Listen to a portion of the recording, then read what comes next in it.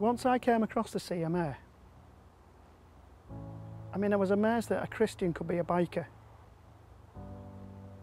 I've always had a motorbike from when I was 15. I was amazed to find that there was other Christians that had motorcycles. I mean, it ticked all the boxes for me. The Lord knew what I needed at that time. I was completely unchurched. I realised that me being a reasonably decent bloke didn't get me any brownie points with God, and that I had to receive His love and forgiveness. And then when I learned about what Jesus had done and what He'd gone through, it was just an amazing time. And a week later, I bumped into these Christian bikers, and they discipled me. They discipled me. I was working as a supervisor in a print factory, and we took on a new guy who turned out to be a Christian, which I found highly amusing. I'd never come across a Christian before, and it amused me. And so I made it my mission to harass him, quiz him, embarrass him, annoy him, basically figure out why he was reading a Bible instead of the daily paper every lunchtime. I'd never come across a Christian before, so that intrigued me. And I asked him all kinds of embarrassing questions, and basically really drove him crazy for a couple of years. There was one experience, a spiritual experience I had when I was about 12 years old. And this experience was always in the back of my mind when I was ridiculing Neil. When I was 12 years old, I ended up living with my grandmother. And I didn't like the house. I always found the house spooky, and I used to think there was somebody watching me.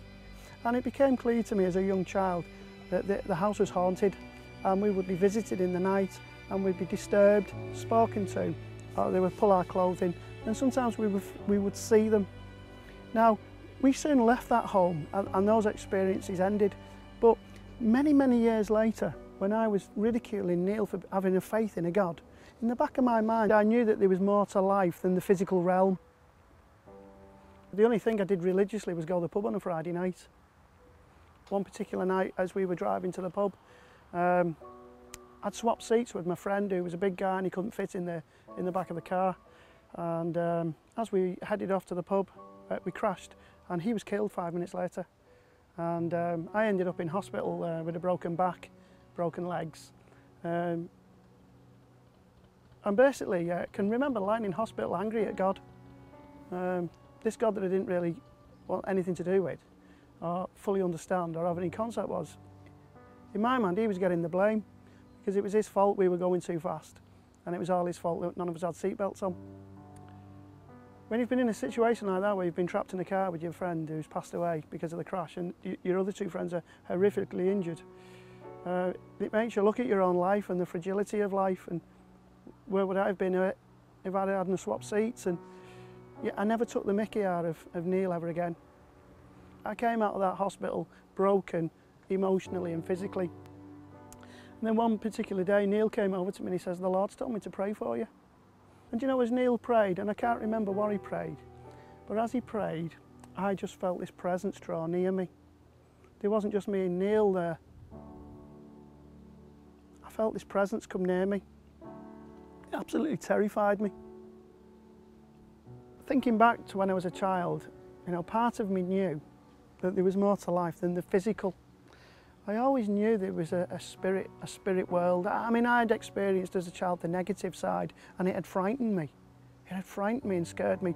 When I came across God, all I felt was peace and love. I remember opening an eye, and Neil stood there with his arms raised, and he said, "Sid, did you feel that?" And I said, "I did." He said, "That was the Lord." And I said, "I know." After an experience like that, you would think that you would run to God, wouldn't you? But to be honest, I never. I mean, I ran from God, I ran from Neil, I ran from everything. And I went to the Middle East, and I took a contract as a manager in a print factory. I wanted to forget the crash, forget the accident. I was still hurt inside, and basically thought that I could just run away from all my troubles. And within 12 months, I made a complete mess of my life. I'd fell out with my boss. I'd started drinking. I was smuggling booze in from Bahrain. I got caught. I fled to Egypt to get away from my boss because I was told he was going to have me for absconding on my contract, and ended up coming back home with nothing. Bumped into Neil again. And he gave my wife a job. And printing business had really took off now with the Word For Today. He bought himself a really big printing press from Barcelona. They were now printing 600,000 copies of this magazine, which was amazing, and it was great because it was keeping my wife in a job.